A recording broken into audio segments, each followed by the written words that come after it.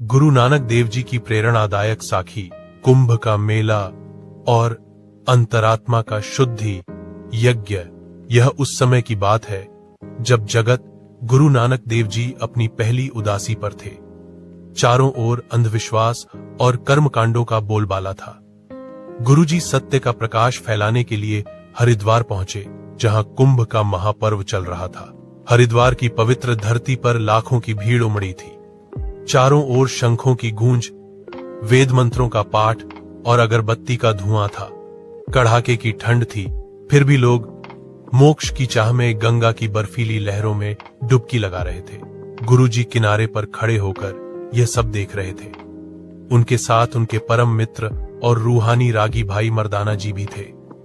गुरुजी ने देखा कि लोग पानी से बाहर आते ही फिर से उसी लोभ, क्रोध और आपसी भेदभाव की बातों में उलझ जाते थे।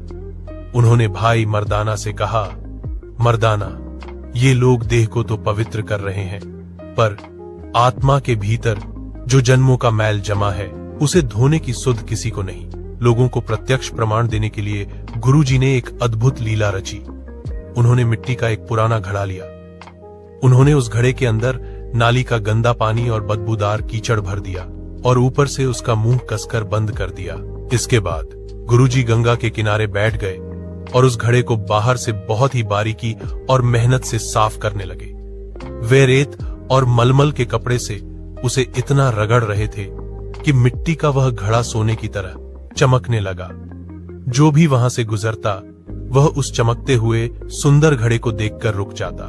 जल्द ही वहां विद्वान पंडितों और साधुओं की एक टोली जमा हो गई। उन्होंने देखा कि एक दिव्य चेहरे वाला फकीर बड़े ध्यान से एक साधारण घड़े को चमकाने में लगा है। एक अहंकारी पंडित ने आगे बढ़कर व्यंग्य किया, ऐ दरवेश, तुम इस मिट्टी के बर्तन को इतना क्यों सहला रहे हो? क्या तुम इसे सोना बनाना चाहते हो? और इसमें ऐसा क्या अनमोल पदार्थ रखा है जो तुम इसे यहाँ कुंभ के मेले में लाए हो? गुरुजी ने बहुत ही विनम्रता से उत्तर दिया, पंडित जी, इसमें जो भरा है वह मेरे लिए बहुत विशेष है, लेकिन इसके अंदर केवल कीचड़ और गंदा जल है। यह सुनकर सब हंसने लगे। पंडित ने कहा, तुम पागल तो नहीं हो गए? अगर इसके अंदर कीचड़ है तो यह घड़ा तो अपवित्र ही रहा। इसे तुम बाहर से चाहे गंगा जल से धो लो या मलमल से पोंछ लो, इसके अंदर की गंदगी वैसी ही रहेगी। इस बाहर की सफाई का क्या लाभ जब भीतर विष भरा हो? गुरुजी के चेहरे पर एक रूहानी मुस्कान आई। उन्होंने सबकी आंखों में झांकते हुए कहा, पंडित जी, बस यही तो मेरा सवाल है। आप इस घड़े की बात तो समझ गए, पर अपनी बात क्यों नहीं समझते? आप सब